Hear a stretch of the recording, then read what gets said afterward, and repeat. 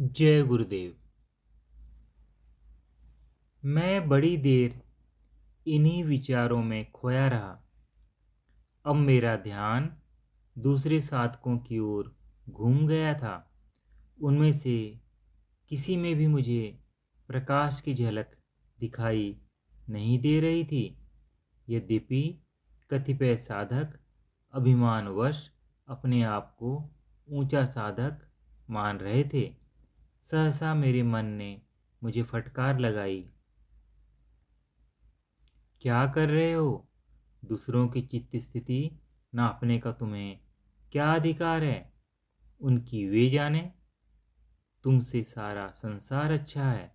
साधक का यही कर्तव्य है कि अपने आप को जगत में सबसे छोटा, सबसे निम्न, अणु से भी छोटा समझे। इस अंतर्ध्वनि से मैं शर्मिंदा होकर संभल गया। ठीक भी है। दूसरों की निम्न स्थिति देखकर संतोष कर लेना साधन का मार्ग नहीं है। उनके चित्त की मलिनता मेरे मन की मलिनता को उचित कैसे ठहरा सकती है? यदि कोई एक व्यक्ति डूब रहा हो तो उसे डूबता देखकर क्या दूसरे को भी डूब जाना चाहिए? मैंने झांक कर महाराज श्री के कमरे में देखा। वे ध्यानस्थ बैठे थे। यह देखकर मुझे मन में लज्जा अनुभव हुई कि महाराज श्री तो साधनावस्था का आनंद ले रहे हैं, जबकि मैं अभी तक मन को कोसने में ही लगा हूँ। जो साधन महाराज श्री के पास है, गुरु कृपा से मेरे पास भी तो वही साधन है। महाराज श्री का अंतर गुरु तथा मेरा अंतर गुरु एक ही है। यदि गुरु महाराज इस समय साधन में निमग्न हैं तो मुझे भी इस समय आनंद सागर में डुबकियां लगाते होना चाहिए था, जबकि मुझे मन के रोने से ही अवकाश नहीं। मैंने आसन बिछाया तथा साधन में बैठने का प्रयत्न करने लगा, किंतु मन रूपी दैत्य विवेक का रूप धारण किए इस समय मेरे साधन को खंडित करने में तत्पर था। विचार प्रवाह फिर से आरंभ हो गया।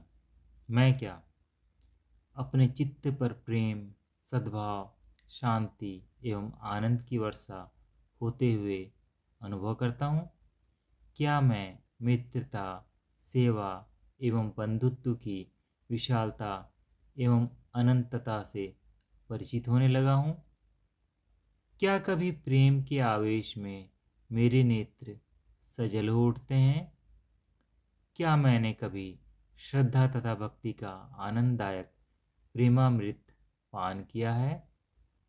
क्या मैंने कभी विराट पुरुष को ज्ञान का प्रवाह बहाते एवं अपने अंतर की समस्त सीमाओं को टूटते अनुभव किया है?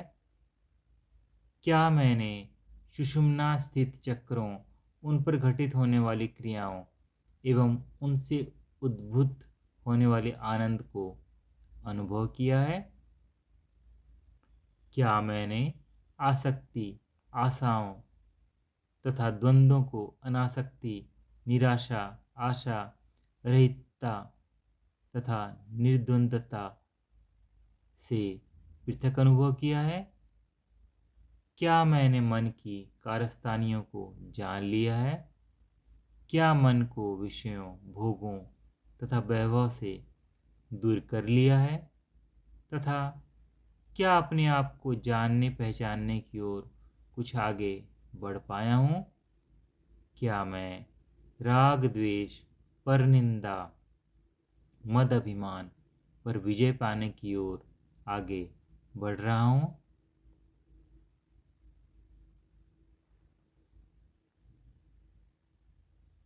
मेरा विचार चक्र घूमता रहा तथा मैं निराशा, हताशा के गहरे गर्त में उतरता चला गया।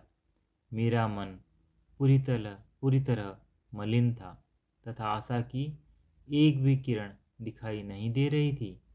मुझे कुछ सूझ नहीं पा रहा था कि क्या करूं। मुझे शक्ति का संबल प्राप्त था। गुरु कृपा रूपी वर्षा से मन तन सतत भीग रहा था।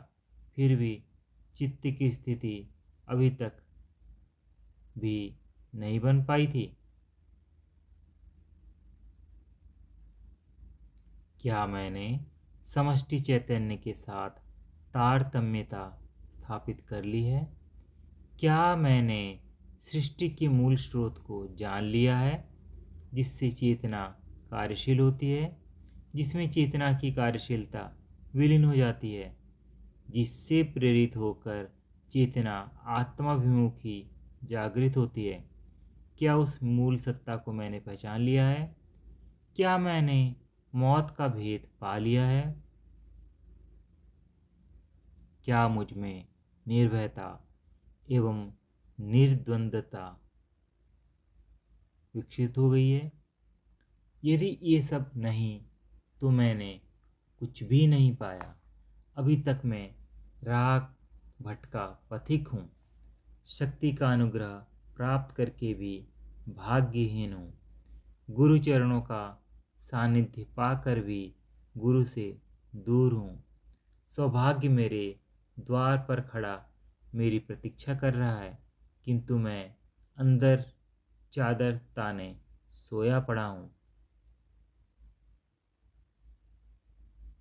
मैंने फिर एक बार उठकर महाराज श्री के कमरे में झांक कर देखा। वे अभी तक भी साधनावस्था में ही बैठे थे तथा एक मैं था जो ऊहापोह में ही अपना समय गंवा रहा था। आकर पुनः साधन में बैठा तो जैसे अंतर में कोई कह रहा हो, पश्चाताप की सार्थकता ऊपर उठने का प्रयत्न करने में है। बैठे बैठे पश्चाताप करते रहो, आंसू बहाते रहो, किंतु स्थिति को सुधारने का प्रयत्न न करो तो पश्चाताप निरर्थक है। इस चिंतन से तुम्हारे विपरीत संस्कारों को दृढ़ता ही प्राप्त हुई है।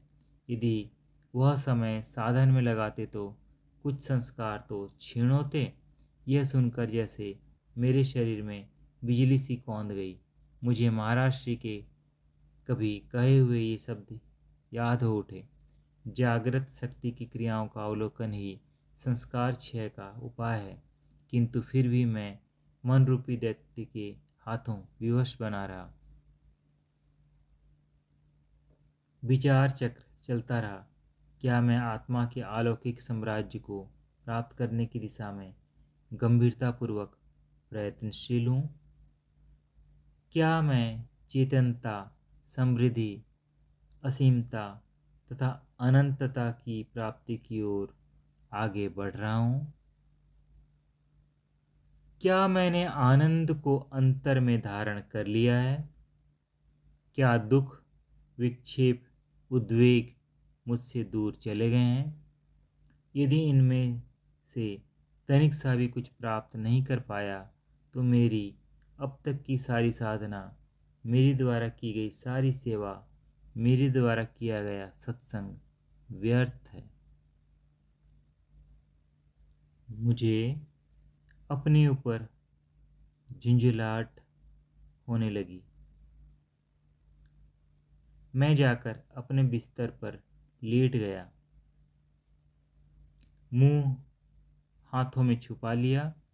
बार बार रोने का मन करने लगा, किंतु मैं रोकता रहा, कहीं महाराज श्री को पता न लग जाए। जय गुरुदेव।